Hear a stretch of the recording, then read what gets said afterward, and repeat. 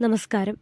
ഭാരതത്തിന്റെ അഭിമാന ദൗത്യമായ ഗഗൻയാനിൽ ബഹിരാകാശ യാത്രയ്ക്കൊരുങ്ങുന്ന യാത്രികരുടെ പേരുകൾ വെളിപ്പെടുത്തി പ്രധാനമന്ത്രി നരേന്ദ്രമോദി.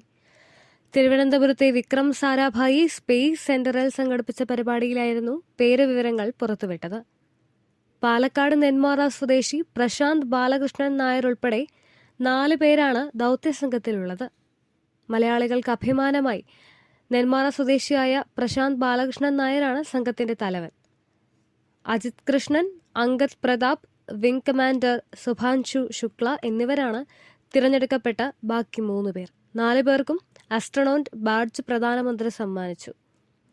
തിരഞ്ഞെടുക്കപ്പെട്ട 4 പേരും വ്യോമസേന പൈലറ്റുമാരാണ്. കേന്ദ്രമന്ത്രി വി മുരളീധരൻ, ഗവർണർ ആരിഫ് മുഹമ്മദ് ഖാൻ, മുഖ്യമന്ത്രി പിണറായി വിജയൻ, ISRO മേധാവി S സോമനാഥ്, മറ്റ് ശാസ്ത്രജ്ഞർ എന്നിവരുടെ സാന്നിധ്യത്തിലായിരുന്നു പ്രഖ്യാപനം. തുമ്പയിലെ വിക്രം സാരാഭായി സ്പേസ് സെന്ററിലെത്തിയ പ്രധാനമന്ത്രി ഗഗൻയാൻ ദൗത്യത്തിന്റെ അവലോകനവും നടത്തി. ഗഗൻയാൻ ഇന്റഗ്രേഷൻ ഫെസിലിറ്റി സെന്ററിലാണ് പരിപാടി പുരോഗമിക്കുന്നത്.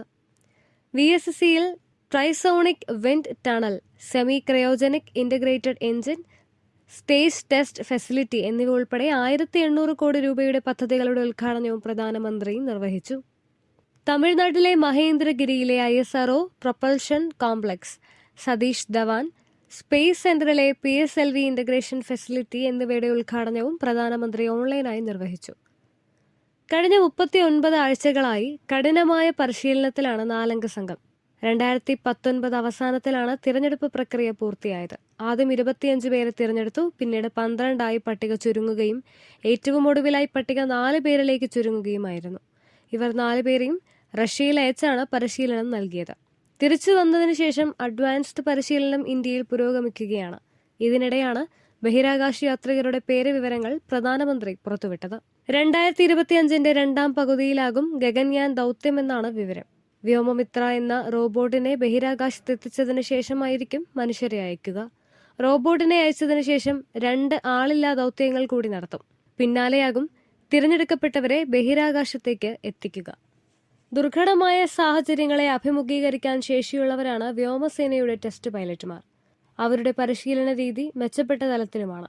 ഫൈറ്റർ പൈലറ്റുമാരും ജെറ്റ് വിമാനം പറത്തുന്നവരും ഒരു പരിധിവരെ സാഹചര്യങ്ങളെ അഭിമുഖീകരിക്കാൻ സജ്ജരാണ്. ബഹിരാകാശത്തെത്തുമ്പോൾ മനുഷ്യ ശരീരം സാധാരണഗതിയിലാവില്ല പ്രതികരിക്കുക.